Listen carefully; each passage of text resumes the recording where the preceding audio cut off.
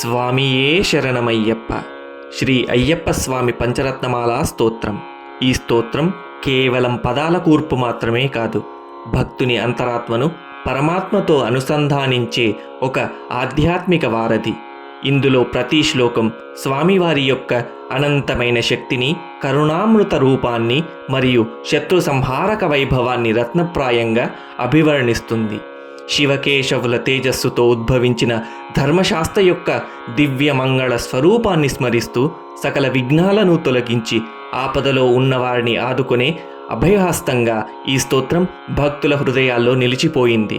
ఈ పంచరత్నమాలా స్తోత్రం చివరిలో చెప్పబడిన ఫలశ్రుతి ప్రకారం ఎవరైతే నిత్యం అత్యంత శుద్ధితో భక్తితో ఈ 5 శ్లోకాలను పఠిస్తారో వారిపై భగవంతుడైన ఆ అయ్యప్ప స్వామి సంపూర్ణంగా ప్రసన్నుడవుతారు.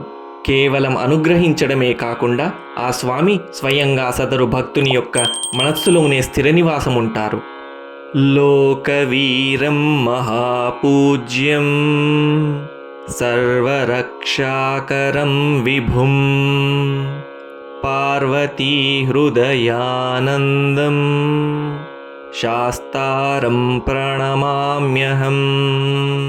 విప్రపూజ్యం విశ్వవంద్యం విష్ణుశంభోః ప్రియం సుతం క్షిప్రప్రసాదనిరతం శాస్తారం ప్రణమామ్యహం. మత్తమాతంగగమనం కారుణ్యామృతపూరితం సర్వవిఘ్నహరం దేవం శాస్తారం ప్రణమామ్యహం. అస్మత్కులేశ్వరం దేవం అస్మత్శత్రువినాశనం అస్మదిష్టప్రదాతారం శాస్తారం ప్రణమామ్యహం.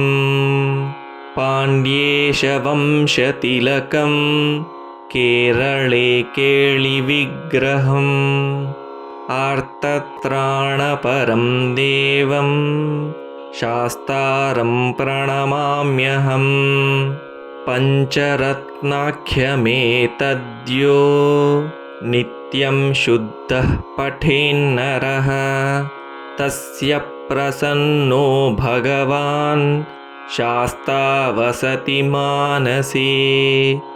ఇతి శ్రీ అయ్యప్ప స్వామి పంచరత్నమాలా స్తోత్రం సంపూర్ణం.